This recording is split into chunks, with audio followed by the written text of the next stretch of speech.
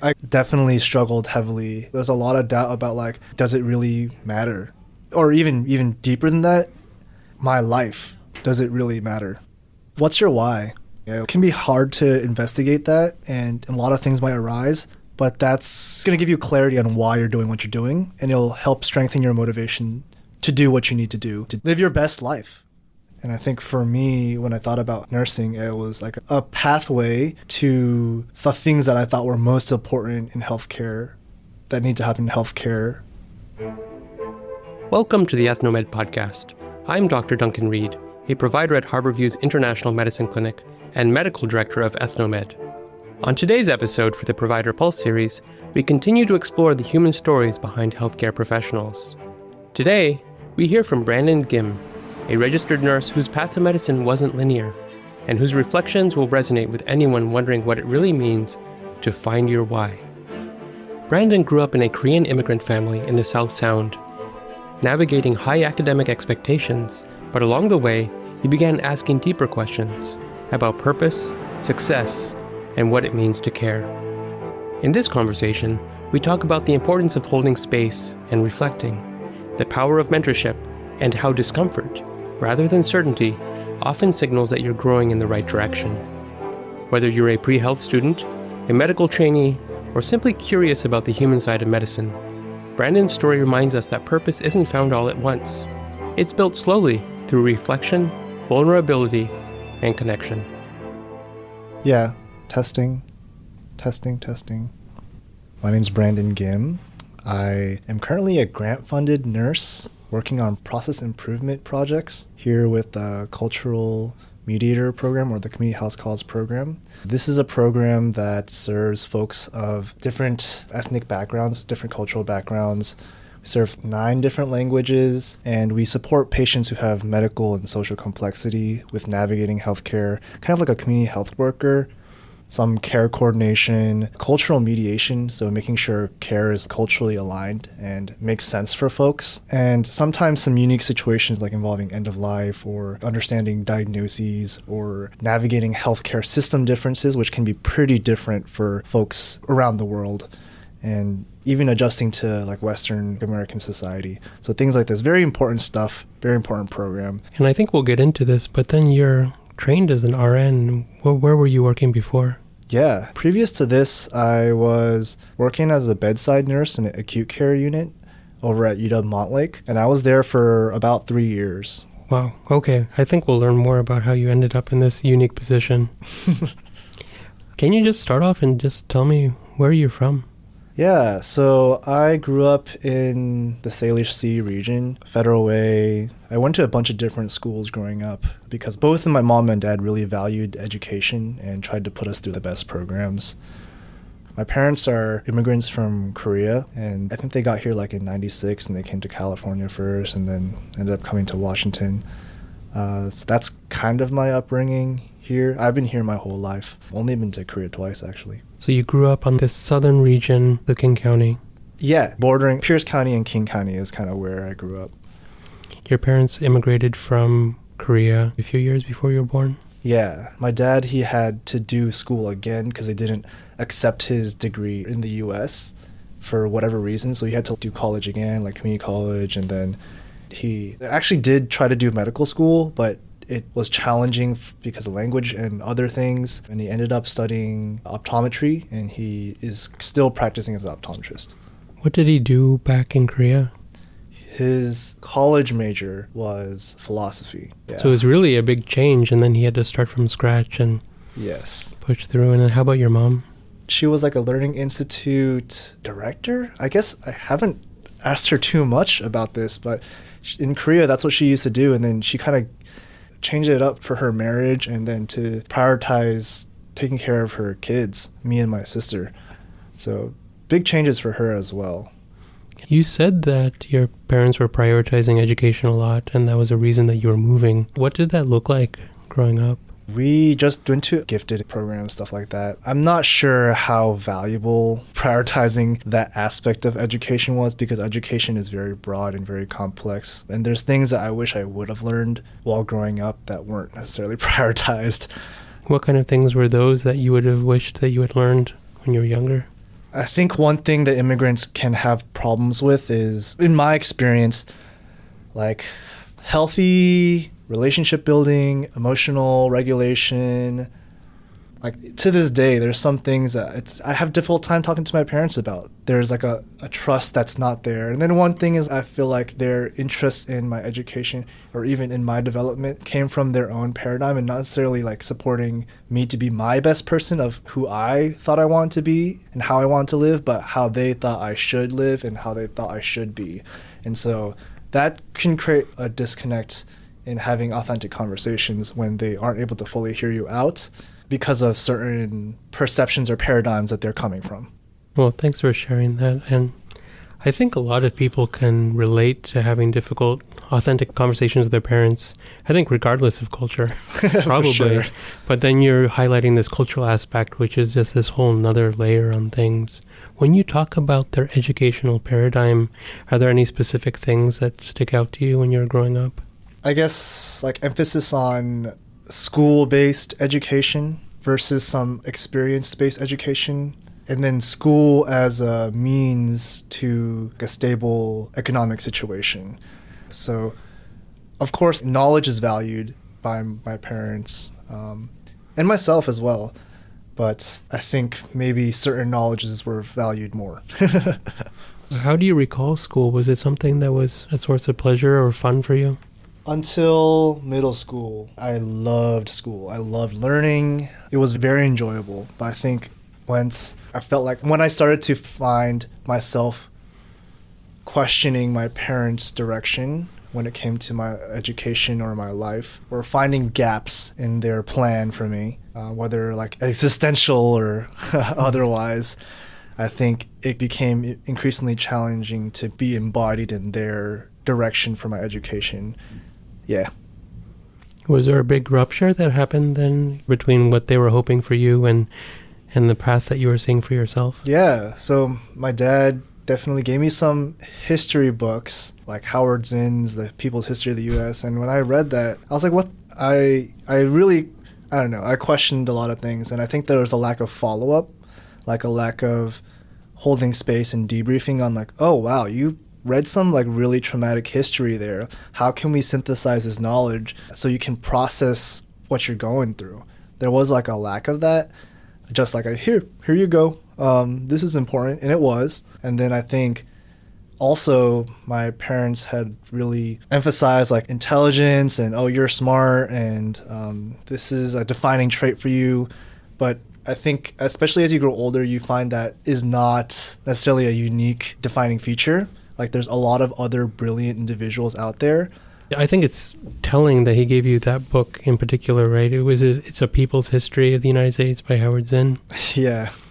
It's kind of a counter narrative of what the history of the U.S. is from the view of the oppressed people. Yes, exactly. That's what it is. And it's very different than what you learn in school. You start to question these institutions and how useful, like their utility, like, dang, how useful is education for addressing these really major problems? Like, am I just going to go to school for a paycheck and just, like, why am I doing this? And that was a persistent struggle that I had from high school onwards, like finding out, okay, what is my purpose then? Why am I here? What do I need to do? What do I want to do? And just grappling with that. It took a lot energetically and, like, psychologically. One thing that you mentioned was that your dad didn't do follow-up after he assigned you this book. Yeah. Do you think he had a notion of how this would affect you? I don't think so. And then I think it's also his own upbringing because he had to seek these on his own. So maybe he was coming from a perspective of like, oh, my parents never gave me valuable information about the world. I would like to be able to pass what I think is valuable about the world on to you. And what I'm hearing from you, too, is that there's kind of a disconnect between what was expected in school. My guess is maybe a little bit more of an insulated, protected area of learning, and then being assigned these kinds of books where you're really thinking about big picture things, possibly countercultural. Yeah. There's not always a big picture connection. When you're doing academic education, it's not like every single thing isn't connected to, oh yeah, so this is why this is important to your life. You know, it's just like, yeah, this is important, so we're going to do it. And it's hard to stay motivated when you see like, oh, there's really important things going on, and the connection's not made between what you're learning right now and how this affects the bigger picture. What about other kids then? You came from this unique immigrant background where you were born in the U.S., where both of your parents immigrated. Did you have other classmates that you felt like you related to based on their history? I remember in middle school hanging out with Vietnamese peers and Hmong peers. I guess the Asians, since that was my racialized group. And there was a level of trust and ease that was present when we spent time. But yeah, I feel like my closest connections growing up were definitely with other Asians. I don't remember having many connections with African or Black peers or Hispanic peers. There's definitely some barriers to connection there, but I wish I could have had more cross-cultural friendships when I was younger. You mentioned the church too, and it sounds like it's a big influence, at least on your childhood. Definitely. Yeah, even my young adulthood. Yeah. Can you tell me what church that was? It was a Korean Seventh-day Adventist church that I grew up in. There were a few people who weren't Korean, surprisingly. There were like maybe one or two. And then there were some like folks with like mixed heritage who were there. But it was like the default of school was white American culture. Like the default of the church culture was like either Korean or Korean American culture, even though there were other cultural and ethnic groups. Did you make good friends there in the church? I think I did because I was there. When you are with people, often you have relationships. But now those connections are not that strong today. So that seems like it's a whole topic in and of itself. Yes. We'll just leave that. You go into high school, and then it sounds like just because your mind has been broadened by a lot of the assignments that your father gave you, you're just even questioning the relationship between school and, I guess, real life. Honestly, yeah. So then what happened? I mean, that sounds like a tough place to be. It was. Yeah, and I honestly did not do great in school, in high school. Yeah, even though I was like in advanced mathematics and I got by, but as far as like my mental well-being, my clarity on life direction, utilizing resources in order to take steps towards my goals or to even live my fullest life, definitely struggled heavily. And there was, yeah, as he said, there was like a lot of doubt. There's a lot of doubt about like, does it really matter? Or even deeper than that, my life, does it really matter? Sounds like you might have even been depressed. No, I was depressed. I just didn't say that. Yeah. And were you able to have help or support during that time? I can't say that I didn't. Definitely folks, and honestly, people at my church, they got me through. And so I'm grateful to them for that. Like, shout out Pastor Robin, shout out Josh, and other like reliable adults in my life who did support me with the tools that they had, and bless them for that. But I struggled deeply, and I don't think I got some of the critical support I needed on processing some of the feelings I had. And then also like the living situation I was in. Like my parents, they didn't have the best relationship, and now they're separated. There's a lot to it. Yeah, so it seems like there's a lot going on, but it sounds like there were some adults that were helpful and gave that structure. That was critical, honestly. Yeah. And then in the space of all of this, how are you even thinking about what you're going to do when you grow up? Were you interested in any fields at that time? What were you thinking? It was choice fatigue, honestly, because there were so many options in so many ways. I think what would have been helpful to help narrow down some of the possibilities, but in a value-based ways, in a way that mattered to me at the time. So like, that's what I ended up doing for myself. Like, what's something that I need from a job? And so I thought like, okay, I need to be working in a team. I want to be helping people. I don't want to question whether what I'm doing is causing harm. And I need a profession that will develop me as a person. Those are my criteria. Well, that's really high-level stuff already in high school. What about, like, basically, was there anything that you liked? I guess I didn't really think about it like that. I didn't really allow myself space to just experientially feel and intuitively grasp, oh, these are things that I'm good at and I like. It was really it was always like high level. Okay, what do I need to do to make the world a better place? What do I need to do to survive and have my existence be meaningful and fruitful? Wow. No, it's really striking to me at that age, right? That you're already processing things that way. So then where did you go from there? So you graduated high school. Yeah, I graduated high school. I applied to a couple colleges. Didn't turn out so well. And luckily, because of my parents' financial situation, I was able to work with my dad at his optometry place. But I was still like thinking about like, okay, so what do I want to do with my future? And I decided on nursing because of the criteria I mentioned earlier. Like I want to work with others, don't want to do harm. And it seemed like a lower barrier way because I was feeling, especially with comparison with my peers and expectations of what success meant at this stage in my life, just feeling a lot of anxiety and not a lot of confidence in my self-worth. And so it's like, okay, nursing is a low barrier way to take a step towards a profession. And a profession that you felt like filled the values that you had enumerated there. Yes. So that was aligned. Yeah. How long did you spend working with your dad before you ended up pursuing nursing? I worked with him while I was pursuing nursing. Okay. So I worked with him for, I think, 2 years, which I'm really grateful for. And I was going to community college doing prerequisite courses. I didn't honestly think more about my career and all of that while I was in it. I was just getting stuff out and honestly numbing.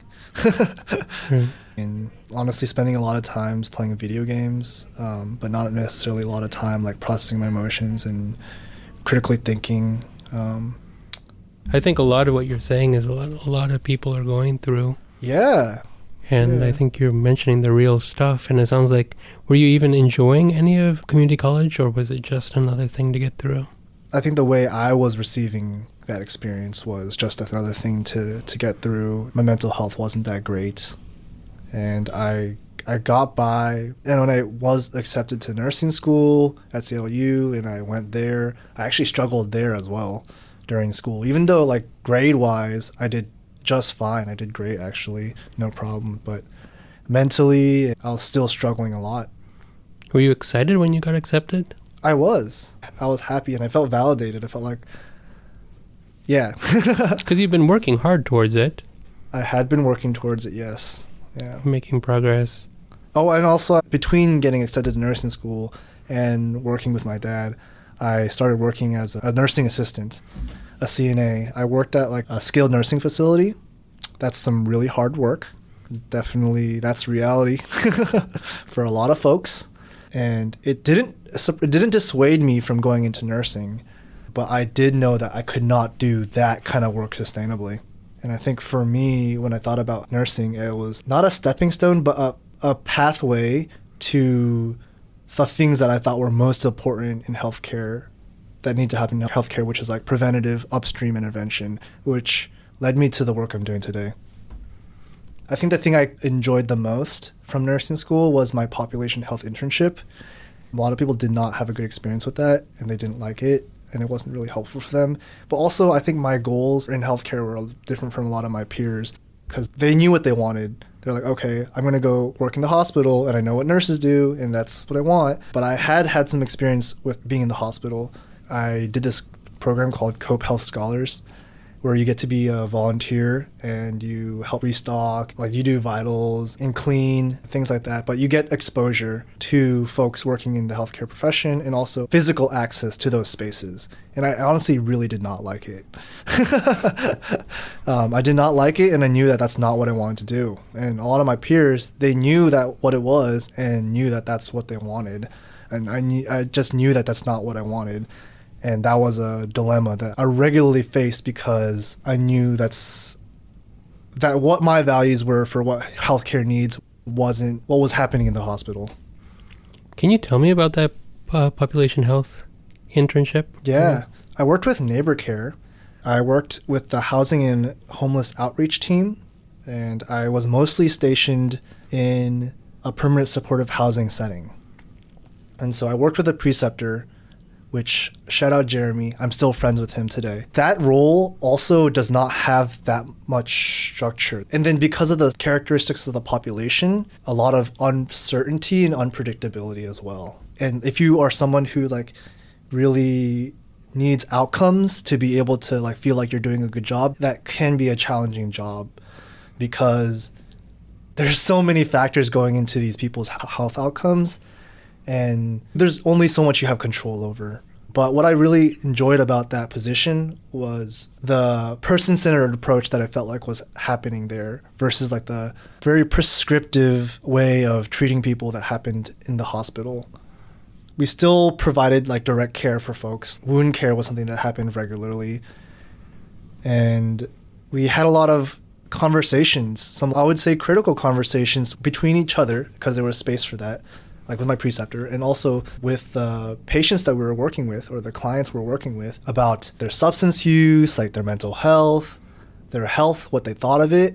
And not all of them were feel-good conversations. Some of them were like there was a lot of discord in the therapeutic relationship, people who were really struggling with whether it's mental health or other personal problems or like frustrations with the system that they were kind of projecting onto us, or people who were like actively going through mental health issues like schizophrenia and other things, and navigating the complex systems of like, okay, so what do we do with these situations and how do we honor these people and how do we provide them care in a way that will actually help them? The other piece that I really connected to was being able to work on a project. So I worked on this trauma-informed care module that I was asked to do by our supervisor, Jim. Shout out Jim. But he gave me this project to work on, and I enjoyed being able to make something that would be there to help other staff. It was used as part of the onboarding curriculum. Like, hey, these are fundamental skills that you need to be able to work in this position. And so I developed like a curriculum for the trauma-informed care modules. And I really enjoyed that. So what I'm hearing from you is actually this is something that you're doing that has meaning despite the lack of structure. And it sounds like that high-level thinking is something that you've been searching for a while. Yes. And then the mentorship part of that as well with these two mentors that you had. Seemed like this was, to me... That was critical. Yeah. That was critical. I agree. And yeah, thanks for reflecting that back to me. I think that was like one of the times I actually really enjoyed what I was doing. And it even goes back to like Howard Zinn's book, right? Because this is the first time you're dealing with this messy reality. Right. And actually doing something about it. And doing the stuff that you learned about when you were a young person. But this role of mentorship sounds really important as well. Yeah. It was. It really was. It really was. Can you tell me about what those things are, just for students that are listening, to say, you know, what kind of things can you look for from a mentor? What were the things that really were important to you? One of the approaches that I appreciated was the check-ins, like, how am I doing? And then also like the collaboration. So what do you want to learn? Like, this is what I have to do. And then what's your learning edge? Like, what do you want to learn from being with me in this experience? Having some agency over that, and the partnership, instead of feeling like, oh, you know nothing, I'm going to teach you everything, or you know nothing and I'm going to make sure you don't get in the way. Being offered like, hey, you're going to partner with me today and we're going to take care of some folks together. Like, yeah, just that different way of approaching it was extremely helpful for my learning and my growth, like as a person and as a professional. And it sounds like it wasn't something that you were used to. No. So it was like a novel kind of approach where it's not as hierarchical. And it sounded like it comes from a place of earnesty where they actually did care about. You can't really do that if you don't care. I mean, you can, as humans, our BS meters are a real thing. And we can feel the energy and the vibe. Mm-hmm. And so, like, it's hard to receive something from someone who doesn't actually care. Wow. That goes for medical providers too. It's really hard to work with someone when you don't believe that they care about you. How do I know that you actually are looking out for me? Yeah. And maybe with the young people, that's a lot of their frustration with the educational system too, because I think people do have a good sense when someone's invested in them or cares about them. Yes. So maybe the message that you're saying is that those people are out there. How can you find them? And you know it when you see it, right? You will know it when you see it. And those people are out there. But I would say I feel like there's a lot of system barriers for that authenticity to arise. Because even like people who are already in those roles, there's a lot of things that are preventing them from showing up in that way. Like as caring people, as mentors, or like as caring guides. Like there's a lot of barriers, whether that's like their own personal stresses or things that they're dealing with the system, how academia structures like relationships between like professors or clinical instructors versus students. There's a lot of barriers there. But I will agree, I do think that there are people who care and they are out there. And I'm also curious to find out how that gap can be bridged. Because it's not just receiving. When you give people your care, the person who is giving it affects them as well in a positive way. So you had this really positive experience because of mentorship, because there was alignment with the way you were seeing the world as well. Yes. You got this, and then... Even though there was some differences, of course. Yeah. And you're actually able to tolerate the chaos of this environment, which is quite interesting as well. Yes. And you were saying some of your colleagues wanted something much more prescriptive to do. So where did you go from there? I'd say the next kind of step came after nursing school when I made the decision to work in the hospital, because I had originally planned for, okay, let's work with the community. Like, let's work in primary care, maybe with neighbor care. I was offered the position, but because I had to support my partner and I needed the financial resources, I decided to go with an inpatient position, and that was like my next career step. And then I worked at UW-Montlake. It was what I wanted to do, not like as a profession, but it was what I wanted to do for my other life goals, which is also valid. Yeah. And how was that? My experience in inpatient, there's things I liked, but mostly things I couldn't handle. I think one thing I still have challenges with is the level of responsibility that you feel for folks who are experiencing a lot of these system gaps, or like a lot of things that don't go well. As the bedside nurse, you're responsible for like all of that. I mean, you don't have to be responsible for all that, but as the point person, I felt a weight of responsibility. And that can be very challenging at times. And it was worse during the day shift because there were all these moving parts and all these moving pieces. It was very overwhelming. And there's always an opportunity to make a difference, but sometimes it's hard to prioritize on top of the other things that like the tasks that you're already prioritizing. So yeah, and then there's certain system things that just aren't built very well for a long-term wellness. For example, mental health. There's so many times when people are having mental health issues, and all we have is a crisis intervention to make sure they don't kill themselves, make sure they're not actively hallucinating or actively delusional. But what these people really needed is, while they're in the hospital, that's a wonderful opportunity for them to actually receive some mental health support because they got so much time. And if they don't want to, fine. But I found that when I was able to build trust with patients and I opened the question of like, hey, can we talk about your alcohol use, for example? We would go somewhere, but I didn't always have the time to talk about these things, even though these were very necessary. That's just one system. So like mental health, because we know if you don't have the capacity or the motivation to take care of yourself, you're not going to be able to. The holistic care piece is just lacking in the inpatient setting. Yes, it's important to prioritize someone's life, but like if we wax philosophical with it, like what's valuable in someone's life, you know? It's not just being alive, but there's other pieces that are critical to life that just aren't being accounted for. It sounds like you gravitate towards this holistic view of health, kind of even like this existential view of people, which I think you found a home for in this one course that you had in nursing, but then now you're dealing with all these constraints in inpatient medicine, right? Which is frustration after frustration. And then how did this transition happen to what you're doing now? I think while I was inpatient, I needed some things to sustain. And like definitely the mentorship did not exist. The culture, I was not vibing with it. It's not just about the racial demographics, but it's also like the culture. The culture is very go-home culture. So you found this as kind of an outlet, or was this a refreshing position that you got? It in a lot of ways is like the ideal.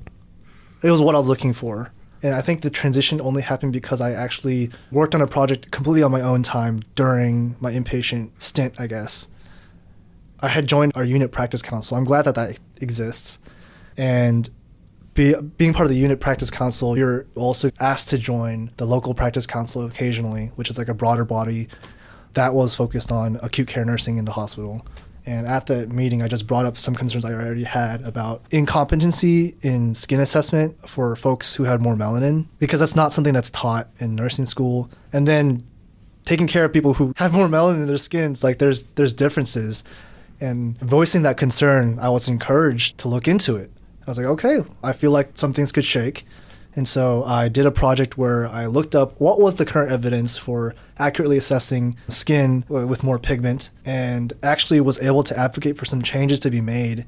And so some changes in documentation were made system-wide for like wound documentation. But I think because of that project, I felt while working with like different folks and seeing that, oh, the change actually can happen, I felt more emboldened to continue down that route of like process improvement or like making changes happen. I feel like I had learned what I need to learn from that position, and I was looking for something more aligned. And so I found this position, and it hit a lot of the things I was looking for, something that had a connection to community, project-based work, and I wouldn't have to take a pay cut. I was chosen. And since then, working in this role, it's definitely been with its challenges. Like first realized like, wait, even though like they have like a lot of things that I thought were perfect for what I needed in a job, there's a lot of things that I'm realizing that I need more than just what I thought. And actually I struggled while in this position, because I realized, okay, like a job's not going to make you happy, even if you're doing work that really matters. Because I believe in my work, although sometimes the lack of structure can make me feel uncertain about what I'm doing. So there was goal alignment or mission alignment with this position, but its own challenges, super unstructured. No one's been in your position before. It hasn't existed. It's a grant-funded position. But you got to meet a lot of different people and a different culture, I think, down here at Harborview. I will say people are pretty open to try to help, which has been extremely necessary to make things move. I was given a few projects to work on. Like my main one was the flow sheets documentation workflow. And so we've been trying to make that happen, like coordinating with the different folks in Epics and clinical informatics and whatnot to make that actually go into production. There's a lot of bureaucracy type things that some of them are necessary, but everything takes time to move. How about big picture? What's next for you? That's also a challenge. I think capacity building for upstream or health equity interventions, because there are people who are willing to do that work, but we need to structure things in a way that people can do that work.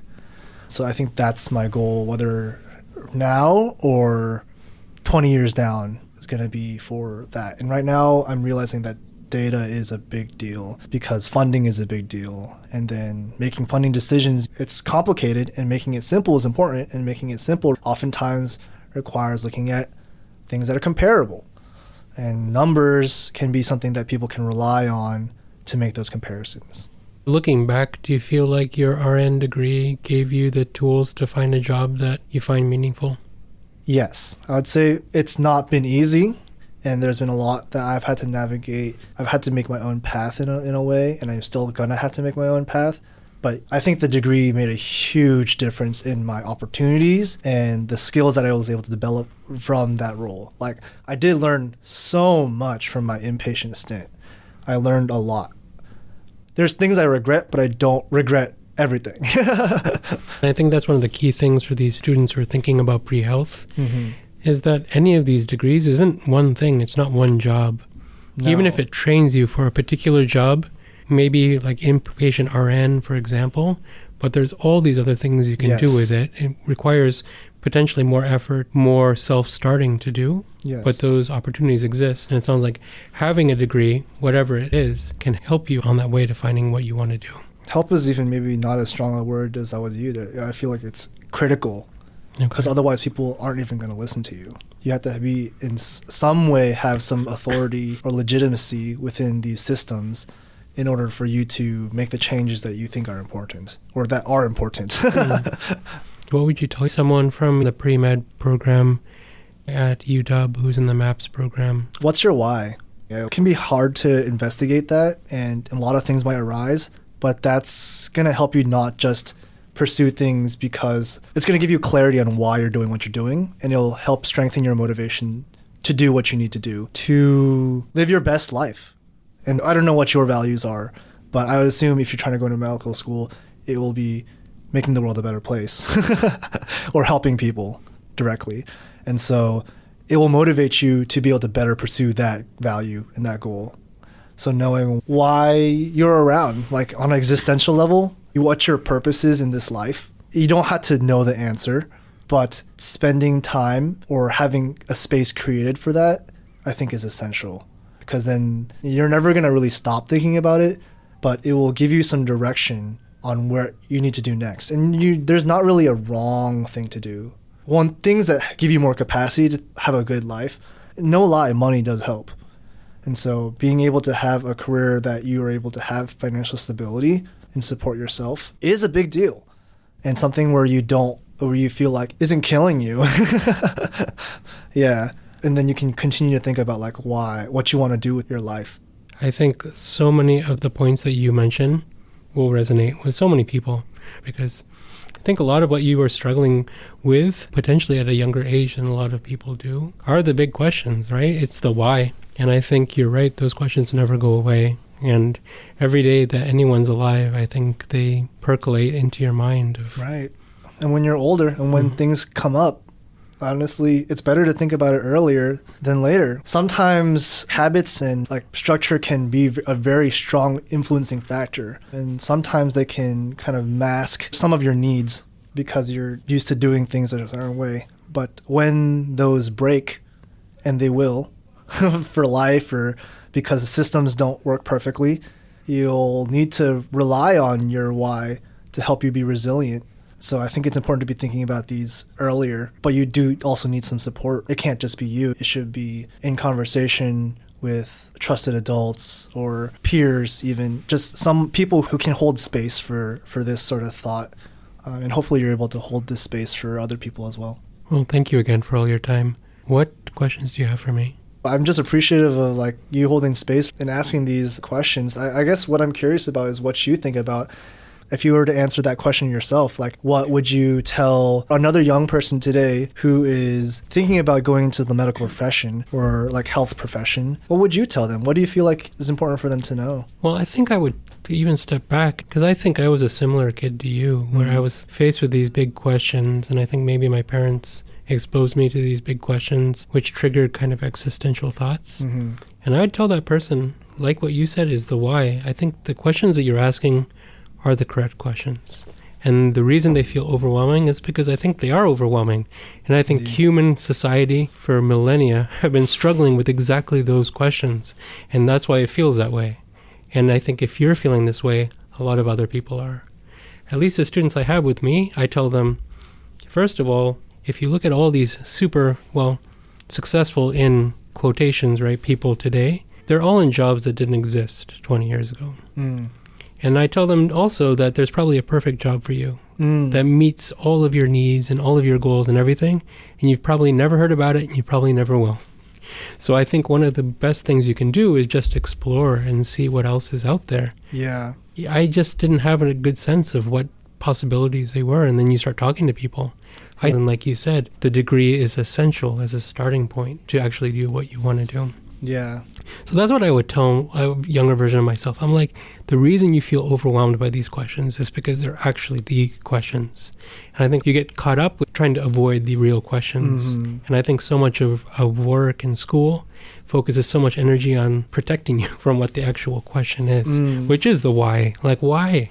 Like, why show up? Why do these things? Why, right? What is the meaning? I think find reassurance in that. Yeah. Right? And trying to respect the person, right, in high school that's struggling and say, you're not wrong. No. But I think let's take it step by step and find meaning in these small things. Yes. And I think the question is, what good is this for my career is not really the question, but what is, what's useful in this task in and of itself, and how can I become better? I think AI is going to question that too, right? With AI, what's the point of writing? What's the point of doing all of these things? And I think they're legitimate questions. Yeah. But your ability to think on its own is going to be important, because you're going to have to answer that question to yourself. Right. The why. Because you're the only one that you're accountable to at the end of the day.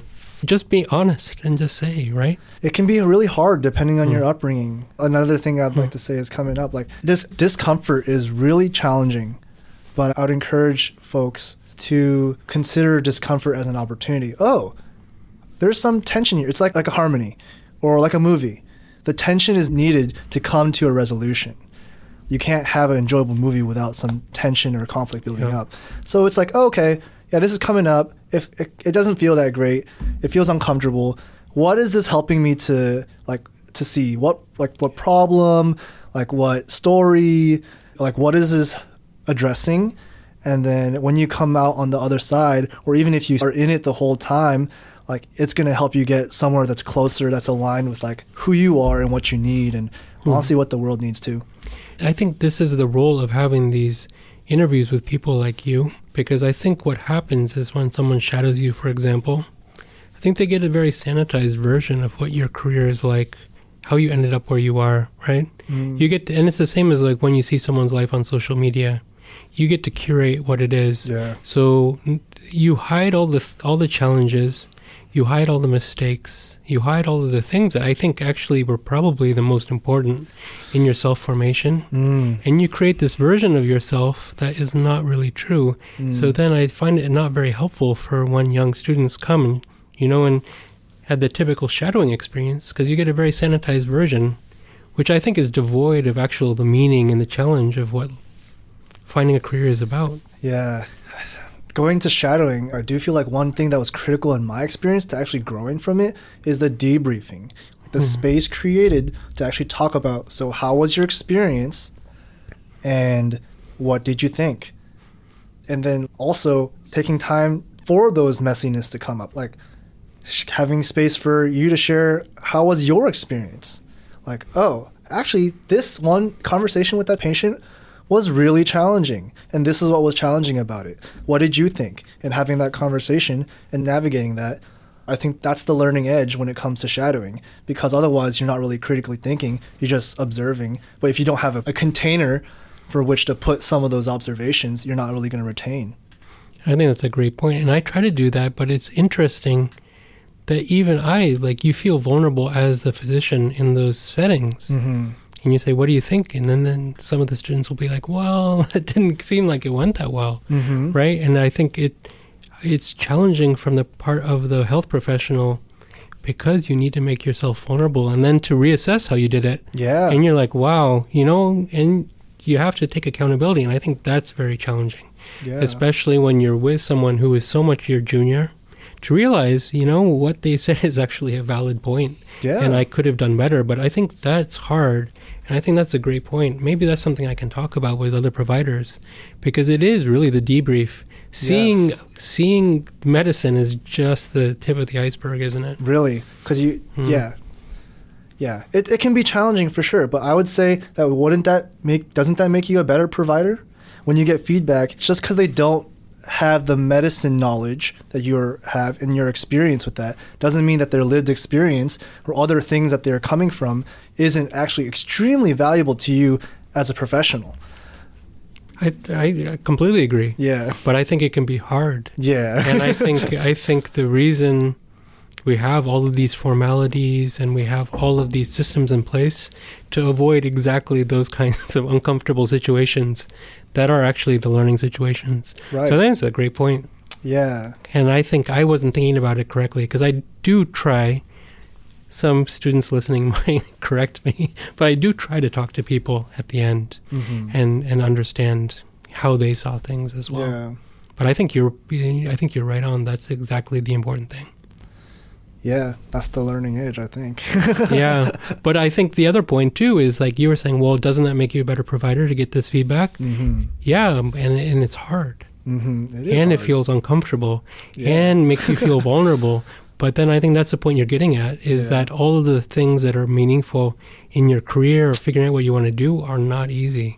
Yeah. And you don't necessarily want to do them. I mean, they make you feel naked and exposed and make you potentially feel like you're wrong. Yeah, it's both. It's both. You need... It's hard. It's hard, it's scary, and sometimes it sucks. A Buddhist saying is, you need the mud for the flower. Like, you need the situation to help you to know, to grow, and all that. So I'm not perfect with this either. I'm trying my best to turn towards discomfort as an opportunity for learning. But I completely agree with you. And then going back to the mentorship that was so meaningful to you in nursing school, I think it had all those elements, right? It had humility. It had creating space. It did. It wasn't the most efficient thing that those two mentors did in terms of asking you what your goals were, about getting feedback from you. But ultimately, it had a lasting impact. It did. That you still have a connection with them. Yeah. So I guess the message I would have for the students is trying to find those and trying to be that person as well for other people. Yeah. Because look at what a huge impact it has. It did. Yeah. But it does require extra time. It does require extra vulnerability. But then I think that's worth it because it's... Yeah. I mean, also knowing your capacity, because it also does take extra effort. And I think as a nurse in the inpatient setting, you work with students all the time. I loved working with students because I was able to create this space and this capacity that often they don't experience. A lot of people who were working with me would say that, like, wow, I've learned so much. You've been the best preceptor I've ever had. And I think that's exactly why. It's because I'm involving them with humility. I'm asking them for their genuine opinion and perspective and valuing that. And then also creating space for them to actually learn versus just doing it on my own. But it took a lot out of me. It did. Well, you get it back too, though.